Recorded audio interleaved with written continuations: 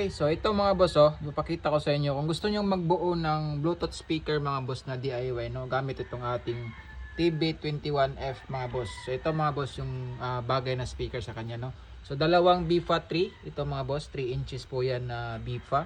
50 watts, 50 watts. Tapos ito, HK na tweeter. So parallel lang tong dalawa to mga boss, no.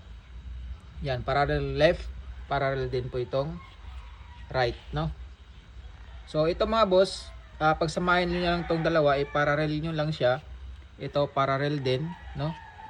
Para dito sa left and right natin. Tapos yung sub natin ito, HK na 6.5, no? So diyan yan sa sub mga boss naka-connect. So yan yung magiging setup natin mga boss pag bumuo tayo ng Bluetooth speaker. Yung kulang na lang dito is battery. Pero kung hindi mo kailangan ng battery, pwede kang gumamit ng ganitong power supply mga boss. 24 volts po to mga boss. Papakita ko sa inyo. Yan, 24 volts na 10 amp, no? Pwede rin naman 6 amps o kaya 5 amps. Pero mas maganda mga boss 10 amp, no? Then itong gamit natin mga boss, Woozy Audio to na TB21F, no? Original to mga boss ha. So malalaman yung original mga boss sa packaging pa lang at saka yung tatak mga boss. Ayan, Woozy Audio. Tapos yung packaging niya, yung nakalagay dyan is yun lang yung para sa manual, yung i-scan natin, no? So yan mga boss, TB21F, meron na siyang slot mga boss, expander para sa woofer out natin.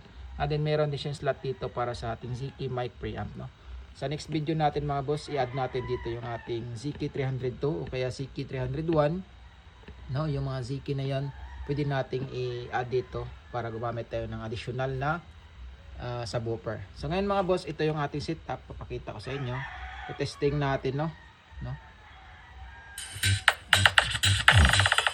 So ito mga boss, wala pa yung box ha, pero kumakalabog na yan mga boss.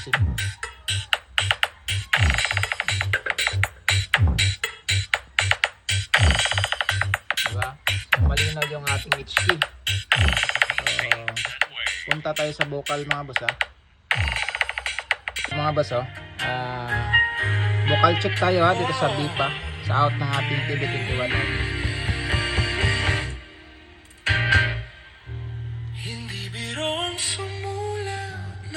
Now mga boss, lalo na pag naka-BIFA ha.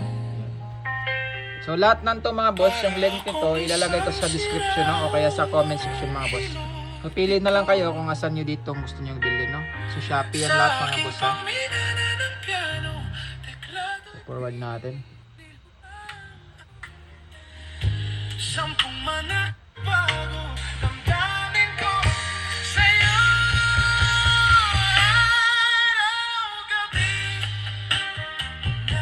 So kung magtatanong kayo ng wirings mga boss, so madali lang naman siya. Itong out natin, dito nyo lang i-connect yung mga speaker. So may label naman dyan sa ilalim mga boss.